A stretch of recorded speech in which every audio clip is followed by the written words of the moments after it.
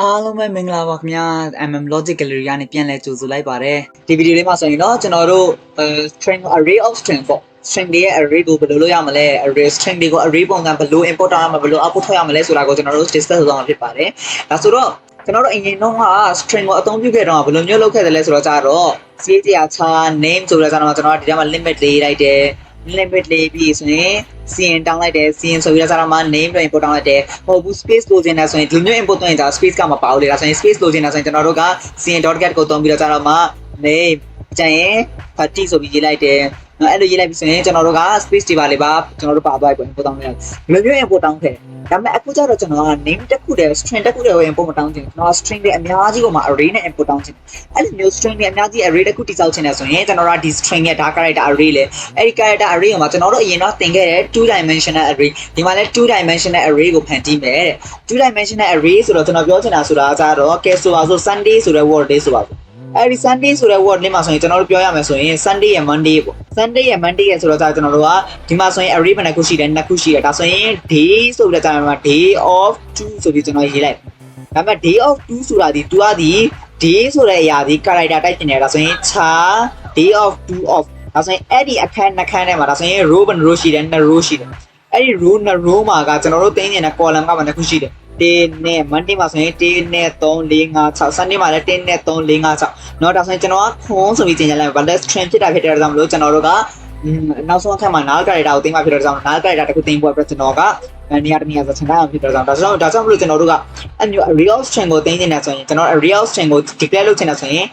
data type အရင်ရေးမယ်ဘာမှမကွာဘူး 2 dimensional array အတိုင်းပဲပြီးကြရင်ကျွန်တော်တို့ variable name ရေးမယ်ပြီးကြရင်ဘယ်နှခု array size ဘယ်နှခု string ဘယ်နှခုကို import တောင်းနေတာလဲအဲ့ဒီ string ရဲ့ size လေးပေါ့ string ရဲ့အရေးအတွက်လေးတွေ string အရေးအတွက်လောက်ဆိုတော့နှစ်ခုရှိတယ် Sunday နဲ့ Monday ဒါကြောင့်နှစ်လို့ရေးလိုက်တယ်ပြီးကြရင်အဲ့ဒီ string တစ်ခုချင်းစီရဲ့ length လေးပေါ့သူရဲ့ length ဆိုတော့ကြာ okay ဆိုပါစို့ကျွန်တော်က Sunday Monday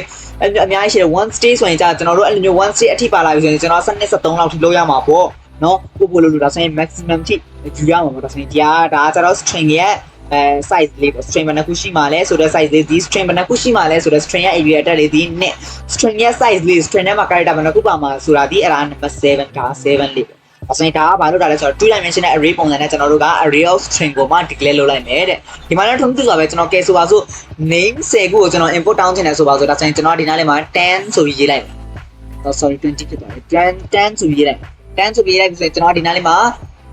import တောင်းတော့ name ကို0အခန်းကို import တောင်း1အခန်းကို import တောင်း2အခန်းကို import တောင်းအဲ့မျိုး30ထိသွားရမှာဖြစ်တဲ့အတွက်ကြောင့်မလို့ကျွန်တော်တို့က loop နဲ့ပတ်လိုက် for ဆိုတော့ကျွန်တော်မှာ integer I equals to 0 I less than 30ထိသွားမှာပေါ့ I plus ဆိုပြီးတော့ကျွန်တော်တို့က loop နဲ့ပတ်လိုက် loop နဲ့ပတ်ပြီးရင် cn.get နဲ့ကျွန်တော်တို့ import တောင်းမယ်cn နဲ့ import တောင်းလိုက်ရပါတယ် cn ဆိုပြီးတော့ name of I account ဆိုပြီးကျွန်တော် import တောင်းလိုက်ရတယ်ဒါပေမဲ့အဲ့လိုဆိုရင်ကျွန်တော်က space တွေထည့်လို့မရဘူးပေါ့ဒါဆိုရင်နာမည်မှာဆိုရင် space တွေပါမှာပေါ့မောင်ဆိုရင်မောင်နဲ့ကြားမှာ space ပါတယ်လေဒါကြောင့်လို့ cn.get ကိုသုံးလိုက်မယ် cn.get ဆိုပြီးတော့ကြာတော့မှ name of I account ကို import တောင်းမယ် I account ကို import တောင်းပြီးတော့ကြာတော့မှသူ့ရဲ့ limit ကဘယ်လောက်ရှိမှလဲ30နော် limit ကဘယ်လောက်ရှိမှလဲ30ဒီမှာကြရကျင်ညာထားပြီးသားဒါဆိုရင်ကျွန်တော်ဒီမှာပြောရမှာဆိုရင်ပြန်ပြောလိုက်မယ်ဒါဒီ string ရဲ့အရေးအတွက် string ဘယ်နှခုရှိမှလဲဒီ array မှာပါမယ် string ရဲ့အရေးအတွက်ဒီ10ခုပြီးတိုင်းဒါဒီ string ရဲ့ size လေးအဲ့ဒီ string မှာ character ဘယ်နှခုပါမှာဆိုတာဒီဒါ string ရဲ့ size လေးဒါဆိုရင်ဒီမှာဒီ character စုစုပေါင်း29ခုပါမယ်နောက်ဆုံး30ခုမြောက်နေရာမှာကျတော့ null character ကို store လုပ်မှာပေါ့မဟုတ်ဘူး30ခုထိ no character 30ခုထိ store လုပ်ချင်တာဆိုရင်ဒီနေရာမှာ31လို့ပြောင်းလိုက်ပေါ့ဒါဆိုရင်30ခန်းထိ character ကို store လုပ်ပြီးတော့မှ31ခန်းမြောက်မှာသူက null character ကိုထည့်ထားလိုက်ကျွန်တော်တို့ကြတော့ကျွန်တော်30လို့ပဲထားလိုက်အဲ့လို cn.get လုပ်ပြီးဆိုရင်ကျွန်တော်တို့ကနောက်တစ်ခါ loop ပိုင်ရင်လည်း cn.get လုပ်အောင်မယ်နောက်တစ်ခါ loop ပိုင်ရင်လည်း cn.get လုပ်မယ် cn.get ခဏခဏလုပ်နေတော့ကြတော့ input buffer တွေဖြစ်ကုန်ပါဆိုလို့ကျွန်တော်တို့ cn.ignore ကိုသုံးလိုက်မယ် input buffer ကိုကျွန်တော်တို့ stop လုပ်ချင်တာဒါဆိုရင်ဒီလိုလုပ်ချင်အပြင်ကျွန်တော်တို့ကဘာရသွားလဲဆိုတော့ကြတော့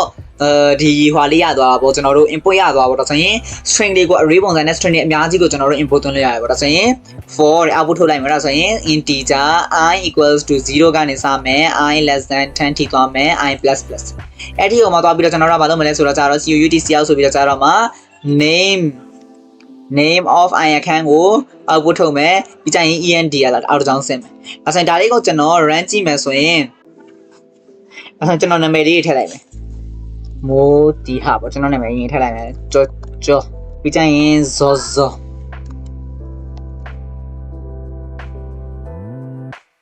ဆိုရင်ကျွန်တော်ဒီလိုမျိုး input သွင်းလိုက်ပြီဆိုရင်ပြန်ပြီးတော့ output ထုတ်လိုက်မယ်ဆိုရင်လည်းကျွန်တော်ခုနက input သွင်းထားတဲ့အတိုင်းပဲပြန်ပြီးတော့ output ထွက်လာတယ်တဲ့ဒါဆိုရင်ဒါကဘာလဲဆိုတော့ array of string တွေ string တွေကိုမှ array ပုံစံနဲ့စီလိုက်တယ်ဒါဆိုရင်ဒါကိုမှကျွန်တော်တို့ array of string ကိုမှအသုံးပြုပြီးတော့မှ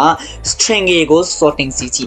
်ဒါဆိုရင် string တွေကို sorting စီကြည့်မယ်ဆိုတော့ကျွန်တော်တို့အရင်တော့သိခဲ့တာက integer တွေကို sorting စီခဲ့တာเนาะ bubble sort လုပ်ခဲ့တယ် integer တွေကို sorting စီခဲ့တယ်ငယ်စဉ်ကြီးလိုက်စီခဲ့တယ်ကြီးစဉ်ငယ်လိုက်စီခဲ့တယ်အခုကျတော့ဘာလုပ်မလဲဆိုတော့ကျတော့ဒီ string တွေကိုမှငယ်စဉ်ကြီးလိုက်စီမယ်ငယ်စဉ်ကြီးလိုက် means ascending order ပေါ့ A to Z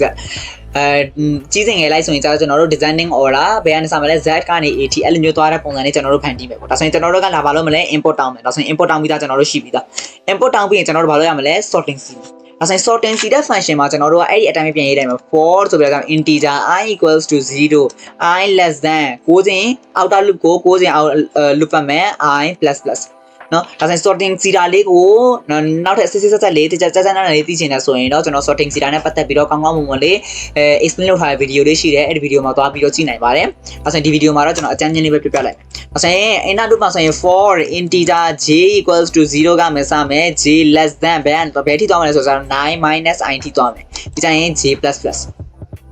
အဲ့လိုပြီးဆိုရင်ကျွန်တော်ကဘာလုပ်မလဲဆိုတော့ကြတော့ condition set တော့မယ် condition set မှာဆိုတော့အရင်တော့စစ်ခဲ့တာဒီကျွန်တော်တို့က name of I အခန်းထဲကတန်ဖို့ဒီ name of j အခန်းထဲကတန်ဖို့ဒီ greater than name of j plus 1အခန်းထဲကတန်ဖို့ထက်ကြီးနေခဲ့ရဆိုရင် j plus 1အခန်းထဲကတန်ဖို့ထက် j plus j အခန်းထဲကတန်ဖို့ကကြီးနေခဲ့တယ်ဆိုရင်ကျွန်တော်တို့ကဘာလုပ်မလဲနေရာလင်းမယ်ဒါဆိုရင်အခုကျတော့အဲ့လိုလိုမရဘူးဘာလို့လဲဒါ 2D array ဖြစ်နေတာဖြစ်တဲ့အတွက်ကြောင့်ဒါဆိုရင်ဒီမှာဆိုရင်ကျွန်တော်တို့ကဘာကိုသုံးရမလဲဆိုတော့ automated library function တစ်ခုလေးကိုသုံးလို့ရတယ် string တွေဖြစ်နေတော့ကျွန်တော်တို့ကကဲဆိုပါဆိုအောင်နဲ့ AA ဆိုပါဆိုဒါဆိုရင်အောင်နဲ့ AA ဆိုရင်ကျွန်တော်တို့က AUNG အောင် A1 ရေး A1 ရေးဒါဆိုရင် तू ကအဲ့နှစ်ခုကိုဘယ်လို compare လုပ်မှာလဲအဲ့နှစ်ခုလုံးကို तू ကပေါင်းပြီးတော့ compare လုပ်စရာလဲ compare လုပ်လို့လည်းမရဘူး greater than less than string တစ်ခုလုံးကိုကျွန်တော်တို့သွားပြီးတော့ greater than less than လုပ်လို့အဆင်မပြေဘူးလေအဆင်မပြေတော့ကျွန်တော်တို့ကဘာလုပ်မလဲ strcmp ဆိုတဲ့ function လေးကိုသုံးမယ် strcmp ဆိုတာ string တွေကို compare လုပ်တဲ့ function လေးအဲ့ဒီ function နဲ့ပတ်သက်ပြီးတော့ကျွန်တော်တို့အရင်တော့ video မှာ discuss လုပ်ပြီးသွားပြီ strcmp ကိုအသုံးပြုချင်တော့ကျွန်တော်တို့ကဘာလုပ်မလဲဆိုတော့ကြတော့ #include Cstring ဆိုပြီးတော့မှသူ့ရဲ့ header file လေးကိုကြီးညာလိုက်မယ်အဲ့လိုကြီးညာလိုက်ပြီဆိုရင်ကျွန်တော်တို့ဒီထဲမှာ strcmp ကိုသုံးလို့ရတယ် strcmp ရဲ့သဘောတရားကိုပြန်ပြီးရှင်းပြလိုက်မယ် strcmp ဆိုတာက string တစ်ခုကိုသူ့ရဲ့ parameter အနေနဲ့ခွင်းထဲမှာယူလိုက်တယ်အဲ့ဒီ parameter မှာအရှေ့ string ဒီနောက်က string ထက်ကြီးနေခဲ့တယ်ဆိုရင်သူက positive number 1 လေးကို return ပြန်လိုက်မယ်เนาะနောက်က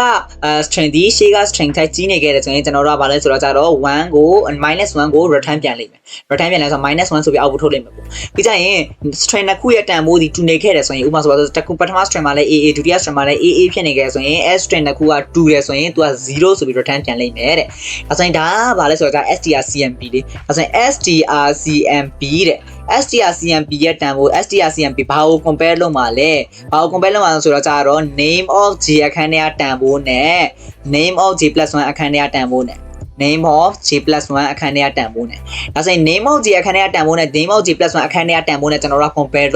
compare လုပ်ပြီးတော့ကြာတော့မှအရှိအခန်းထဲကတန်ဖိုးကကြီးနေခဲ့တယ်ဆိုရင်ကျွန်တော်တို့ကနေရာလဲမှာလေဒါဆိုရင်ကြီးနေခဲ့တယ်ဆိုရင် strcmp ဆိုတဲ့ function လေးကဘာကို return ပြန်မှာလဲ1ဆိုပြီးတော့ return ပြန်နေမှာ positive number တစ်ခုကို return ပြန်နေမှာအဲ့မျိုး return ပြန်တဲ့အချိန်ကျရင်ကျွန်တော်တို့ကအဲ့ဒီအရာဒီ greater than 0ဖြစ်နေမှာပေါ့ဒါဆိုရင် compare လုပ်လိုက်လို့เนาะပထမအရာဒီဒုတိယအရာထက်ချင်း name of j ဒီ name of j plus 1ထက်ကြီးနေခဲ့တယ်ဆိုရင်တဲ့ကြီးနေခဲ့တယ်ဆိုရင်ကျွန်တော်တို့ strcmp က positive number return ပြန်လိုက်မယ် greater than 0ဖြစ်နေမယ် condition မှန်ပြီးတော့ကြတော့မှအဲ့ဒီ decision နဲ့ကျွန်တော်တို့ဒီ if ရဲ့ scope ထဲဝင်လာလိမ့်မယ် if ရဲ့ scope ထဲဝင်ပြီးတော့ကြတော့မှကျွန်တော်တို့ဘာလုပ်မလဲနေရာလဲမယ်နေရာလဲဖို့အတွက်ကျွန်တော်တို့အရင်ဆုံးရှင်းတာကဒီ integer temp ဆိုပြီး temp ထဲမှာအရင်ဆုံး j အခန်းထဲကတန်ဖို့ထက်ပြီးကြရင် j အခန်းထဲကို j plus 1အခန်းထဲကတန်ဖို့ထက်ပြီးကြရင် j plus 1ထဲကိုကြတော့ကျွန်တော်တို့ temp ထဲအခန်းတန်ဖို့ထက်အဲ့လိုမျိုးကျွန်တော်တို့ကနေရာလဲခဲ့တယ်ပေါ့ဒါပေမဲ့အခုကျနေရာလဲတာကျွန်တော်တို့က string တစ်ခုလုံးလိုက်ကြီးကိုနေရာလဲရဖြစ်တဲ့ကြောင့်လို့အဲ temp ဆိုတဲ့အရာကြီးကလည်း string ဖြစ်နေရမယ်တဲ့ဒါကြောင့်လို့သူ့ကိုလည်းခြား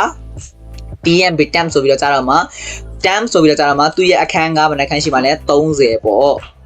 အဲ့ဒါပြီးရင်ကျွန်တော်တို့ဘာလုပ်မလဲဆိုတော့ကြာတော့ temp ထဲကို name of j တွေကတန်ဖို့ထည့် name of j တွေကတန်ဖို့ထည့်မယ်ဆိုတော့ကြာ tmp temp equals to name of j ဆိုပြီးကျွန်တော်ဒီတိုင်းပဲရေးလိုက်မှဆိုရင်ဘယ်လိုဖြစ်မလဲဆိုတော့ကြာတော့ကျွန်တော်တို့က temp ဆိုတဲ့ဓာတ်ရ temp ဆိုတဲ့ဒီ string ကြီးอ่ะပေါ့ j တန်းမှာဒီ name of j ဆိုတဲ့ဒီ string တန်းမှာ space ပါနေခဲ့ရင်အဲ့ space ရဲ့နောက်က word တွေ character တွေကိုဘာမှကိုသူ accept လုပ်တော့မှာမဟုတ်တော့အဲ့လိုလဲသူက space ကို null character လို့သတ်မှတ်ပြီးတော့အဲ့ဒီ string ကလည်းအပြင်ထွက်သွားလိမ့်မယ်ဒါဆိုရင်ကျွန်တော်တို့ကအကုန်လုံး copy လုပ်ချင်တာဆိုရင်ဘာလို့ရမလဲအကုန်လုံး copy လုပ်ချင်တာဆိုရင်ကျွန်တော်တို့မှာဘာရှိလဲ function လေးတစ်ခုရှိတယ် string ရဲ့ function လေးပါလဲ strcpy ဆိုတဲ့ function လေးရှိတယ် strcpy ဆိုတဲ့ function ကိုသုံးပြီးတော့ကြာတော့မှာ tmp temp ဆိုတဲ့ကျွန်တော်တို့ string တွေကို name of j အခန်းထဲကတန်ဖိုးကိုထည့်လိုက်မယ် name of j အခန်းထဲကတန်ဖိုးကိုထည့်လိုက်မယ်ပြီးကျရင် strcpy function ကိုသုံးပြီးတော့ကြာတော့မှာကျွန်တော်တို့ name of j အခန်းထဲကတန်ဖိုး name of j အခန်းထဲမှာကြာတော့ကျွန်တော်တို့ name of j + 1 အခန်းထဲကတန်ဖိုးကိုထည့်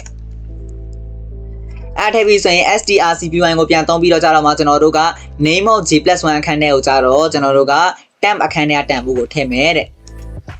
ဒါဆိုရင်ကျွန်တော်တို့ဒါအောင်မှကျွန်တော်တို့ရိုးရိုးကြီးပဲ temp equals to name of j name of j equals to name of j + 1ဘောနော် name of j + 1 equals to temp ဆိုဒီတိုင်းပဲရေးလိုက်မယ်ဆိုရင် तू က space ရဲ့နောက်က gain တွေကို तू က accept မလုပ်နိုင်ဘဲနဲ့ကျွန်တော်တို့လိုချင်တဲ့တန်ဖိုးအတိုင်းမဖြစ်လာဘူးကျွန်တော်တို့လိုချင်တဲ့အတိုင်း sorting ဖြစ်လာမှာမဟုတ်ပါဘူးဒါကြောင့်မလို့ကျွန်တော်တို့ strcpy ကိုသုံးရတယ်ဖြစ်တယ်ဒါဆိုရင်ဒီလိုမျိုးလူပဲပတ်ရင်နဲ့ကျွန်တော်တို့ကဘာမှကွာသွားခြင်းမရှိဘူးဒီနားလေးမှာ compare လုပ်တဲ့နေရာမှာ strcmp ကိုသုံးလိုက်တာရှိတယ်ပြီးကြရင်ကျွန်တော်တို့ copy လုပ်တဲ့နေရာမှာ strcpy ကိုသုံးသွားရှိတယ်အဲ့လောက်လေးပဲကွာသွားတယ်ဒါဆိုရင်ဒါလေးလုပ်ပြီးဆိုရင်ကျွန်တော်တို့ default loop outer loop နဲ့ inner loop အကုန်ပတ်ပြီးဆိုရင်ကျွန်တော်တို့ sorting ပြီးသွားလိမ့်မယ် sorting ပြီးပြီဆိုရင်ကျွန်တော်တို့ဘာလုပ်မလဲဆိုတော့ကြတော့cout after sorting ပေါ့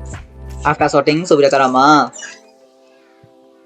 အော်ကြောင့်ဆင်းနိုင်မယ် after sorting ဆိုပြီးတော့ကြတော့မှာ for integer I equals to 0တဲ့ I less than 10 I plus ဆိုပြီးတော့ကြတော့မှာကျွန်တော်တို့ကဘာလုပ်မလဲ loop ပတ်loop ပြီးတော့ကြတော့မှာ cout cout ဆိုပြီးတော့ကြတော့မှာ name of I အခန်းထဲကတန်ဖိုးကို output ထုတ်မယ်ပြီးကြရင်name တစ်ခု output ထုတ်ပြီးတိုင်းကျွန်တော်တို့ကဘာလုပ်မလဲဆိုတော့ကြတော့ endl out ကြောင့်ဆင်းမယ်အဲ့ဆိုရင်အဲ့လိုပြီးဆိုရင်ကျွန်တော်တို့ဒီ program လေးကိုနည်းနည်းလေး run ကြည့်မယ်ဒီ program လေးကိုကျွန်တော် run ကြည့်မယ်ဆိုရင်ကျွန်တော်နာမည်ရင်ထည့်လိုက်မယ်မိုးဒီဟာ import သွင်းလိုက်တယ်တော့ဝင်တော့ပေါ့အောင် aung အောင်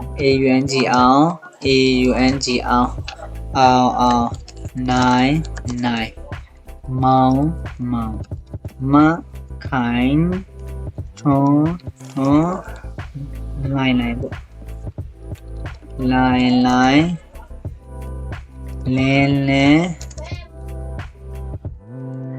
အဲ့လိုပြီးကျွန်တော်တို့ရမယ်ဆိုရင်သူက sorting လုပ်ပြီးတော့ output ထုတ်ပြလိုက်မယ်။ဒါဆိုရင်ကျွန်တော်တို့ကငယ်စဉ်ကြီးလိုက်စီထားတာဖြစ်တဲ့အတွက်ကြောင့်မလို့သူကအောင် A ကနေစတယ် A B C D E F G H I J K L M N O P Q R S T U V W X Y Z ဒါဆိုရင်သူက A ကနေ Z T A to Z sorting စီသွားတယ်။ဒါဆိုရင်ဒါကဘာလို့တာလဲဆိုတော့ကြတော့ sorting စီတာပေါ့။ဒါဆိုရင် string တွေကို sorting စီတာကိုနားလည်မယ်လို့ကျွန်တော်မျှော်လင့်ပါတယ်။ဘာမှကွာသွားလည်းမရှိပါဘူး။ကျွန်တော်တို့ string ရဲ့ function လေး auto function လေးတွေကိုအသုံးပြုလိုက်တယ်။အဲ့ဒီ function တွေကိုအသုံးပြုဖို့အတွက် Cstring ဆိုတဲ့ header file ကိုကြီးညာလိုက်တယ်။ဒါဆိုရင်ကျွန်တော်တို့ bubble sort စီတာလေးရသွားပြီ string တွေ bubble sort စီတာရသွားပြီဆိုရင်ကျွန်တော်တို့ဒီ string တွေကိုမှ binary search linear search တွေကိုလည်းလုပ်တတ်မယ်လို့ကျွန်တော်မျှော်လင့်ပါတယ်။ကိုယ်တိုင်လုပ်ကြည့်ဖို့အတွက်လည်းကျွန်တော်တိုက်တွန်းချင်ပါတယ်။ကျွန်တော်တို့ဒီ video ပြီးပြီဆိုရင်ကျွန်တော်တို့က array string တွေအကြောင်းကိုလည်းကျွန်တော်တို့ပြီးသွားပြီပေါ့။နောက်ထပ်လာမယ့် video မှာဆိုရင်ကျွန်တော်တို့ file system နော် file system မှာ import output ထုတ်ပြီးတော့ကြတော့မှာ file system နဲ့ direct interact လုပ်လို့ရအောင်လို့ကျွန်တော်တို့ဆက်လက်ပြီးတော့ discuss လုပ်သွားမှာဖြစ်တဲ့အတွက်ကြောင့်မလို့အားလုံးပဲဆက်လက်ကြည့်ရှုပေးဖို့အတွက်တိုက်တွန်းပါတယ်ပြီးတော့ဒီ playlist နဲ့ပတ်သက်ပြီးတော့သိစရာမေးမြန်းစရာလေးရှိရင် comment box မှာလာပြီးတော့မေးမြန်းနိုင်ပါတယ် Cstring နဲ့ပတ်သက်ပြီးတော့ exciting topics လေးတွေ logic လေးတွေကိုနောက်ထပ်လာမယ့် video တွေမှာလည်းဆက်လက်ပြီးတော့ discuss လုပ်သွားမှာဖြစ်တဲ့အတွက်စဉ်းစားမပြတ်ကြည့်ရှုပေးဖို့အတွက်အားလုံးကိုတိုက်တွန်းချင်ပါတယ်အားလုံးပဲကျေးဇူးတင်ပါတယ်